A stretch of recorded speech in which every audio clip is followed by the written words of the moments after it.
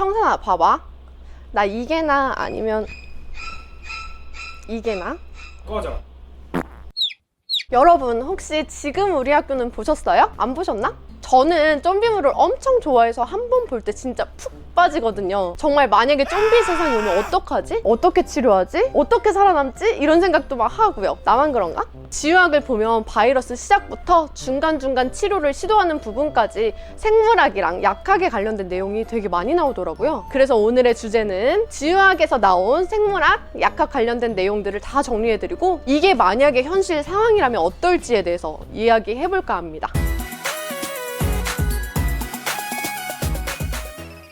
안녕하세요. 시기월드의 구름약사입니다. 저는 연휴 때 내내 누워서 지유학을 정주행했는데요. 넷플릭스 전 세계 1위 열풍이라니 다시 한번 한류 국뽕 자부심 뿜뿜 하게 되었습니다. 그래서 준비한 약사 입장에서 본 지금 우리 학교는 리뷰, 좀비 바이러스를 만들게 된 테스토스테론의 정체, 또 좀비 감염을 늦추기 위한 주사, 그리고 달팽이를 죽게 만드는 무시무시한 기생충과 실제로 존재하는 좀비 바이러스에 대해서 이야기해보겠습니다. 먼저 좀비 바이러스를 만든 그 정체를 알아볼게요. 고양이랑 쥐를 한 상자에 넣었을 때 보통 쥐는 벌벌 떨면서 아무것도 못하는데 그 중에 너무 두려운 나머지 이성을 잃고 고양이에게 달려드는 쥐가 있습니다. 이때 쥐의 테스토스테론 분비량이 극도로 높아져서 이 호르몬을 추출해서 주사했다고 해요. 테스토스테론, 남성 호르몬으로 이 호르몬이 공격적이고 도전적이고 충동적인 성격에 영향을 미친다고 합니다. 그리고 근육이나 뼈를 성장을 높여서 몸을 더 근육질로 강하게 만들기도 해요. 이 테스토스테론이 두려움을 없애고 도전적으로 만들어주기 때문에 이런 호르몬을 추출해서 진수에게 주입을 했고 이 과정 중에서 바이러스가 생겼다는 것이죠. 그래서 이 바이러스는 두려움의 상황에 발현이 되고 증식하는 것으로 보입니다. 처음에 옥상 장면에서 진수에게 좀비 바이러스가 처음 발현했던 것처럼요.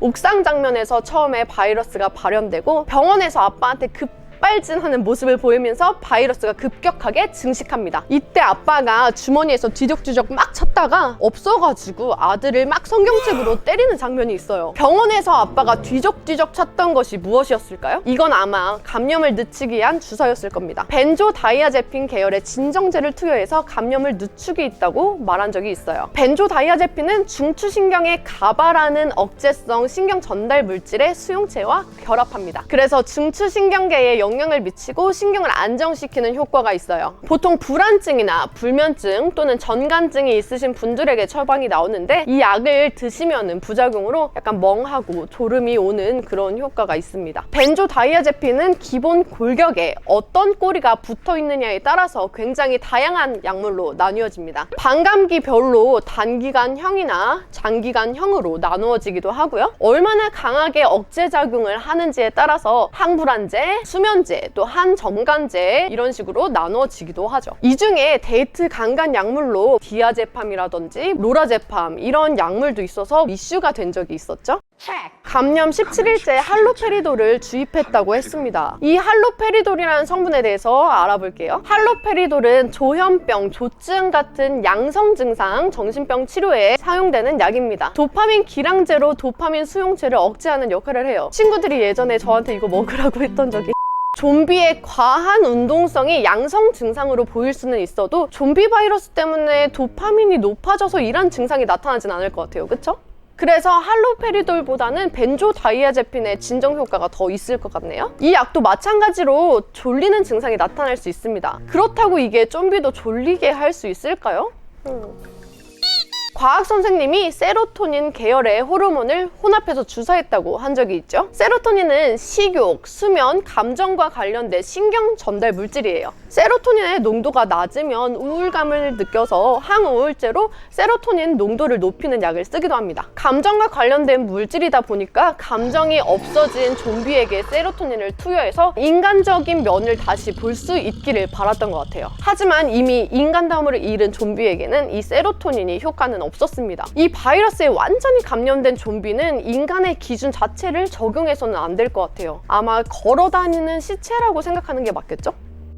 나연이가 손수건에 좀비피를 묻혀서 경수 상처에 문지르는 장면이 있었어요. 이 부분 진짜 바람. 이 장면은 정말 중요하게 보셔야 돼요. 바이러스 감염 경로로는 공기 중 감염, 비말 감염, 음식물 등 다양한 경로가 있는데 그 중에 점막을 통한 감염을 주목해주세요. 코로나 바이러스도 눈, 코, 입 이런 점막으로 바이러스가 침투될 때 위험하다고 그래서 우리가 마스크 쓰는 거잖아요. 눈, 코, 입과 같은 점막 부위랑 손상된 피부, 피가 나오는 그 상처 부위도 마찬가지입니다. 이거는 코로나 바이러스나 헤르페스 바이러스, 에이즈 등에도 마찬가지라서 바이러스가 비감염자의 점막이나 손상된 피부에 닿지 않도록 주의하셔야 해요.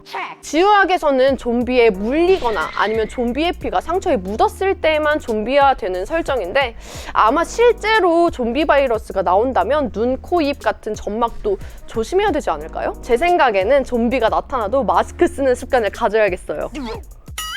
중간에 과학 수업 중에 생존 의지에 대한 이야기를 하면서 류코클로리디움이라는 기생충의 예를 들어줍니다. 달팽이의 이 기생충에 감염이 되면은 기생충이 달팽이의 촉수 부분으로 이동하게 돼요. 달팽이의 촉수는 명암을 구분해서 일반적인 달팽이들은 잡아먹히지 않으려고 어두운 지역으로 이동하지요. 그런데 감염된 달팽이는 기생충이 촉수의 명암 구분을 막아서 새가 있는 밝은 곳으로 이동하게 합니다. 또 이 모양이 꼭 꿈틀꿈틀거리는 애벌레 같아서 새가 잡아먹게 되고 새의 소화기관에서 또 성장하게 됩니다. 그리고 새의 배변을 통해서 바이러스를 또 전파하게 되는 거예요. 이때 과학 선생님이 이 예를 들면서 달팽이의 생존 의지보다 기생충의 생존 의지가 더 강하기 때문에 달팽이가 조종받는다고 합니다. 이게 지우학의 큰 주제가 되기도 하죠.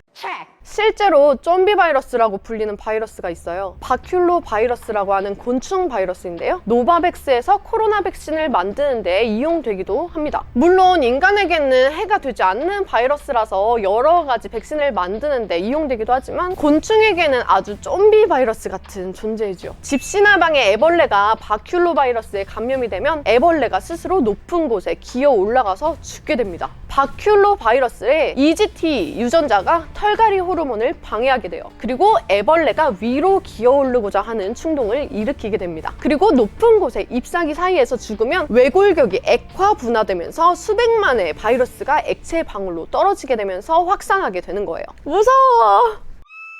이 정도면 지우학 찐팬 인정? 오늘은 조금 다른 주제의 영상을 찍어봤는데 어떠셨나요? 이건 다 저의 뇌피셜이고 분명히 틀린 부분도 있고 다른 의견들도 많을 거라고 생각됩니다. 혹시 다른 생각이 있거나 아니면은 지우학 보시면서 약학적으로 궁금한 부분 있으셨으면 댓글로 알려주세요. 저랑 이야기해요.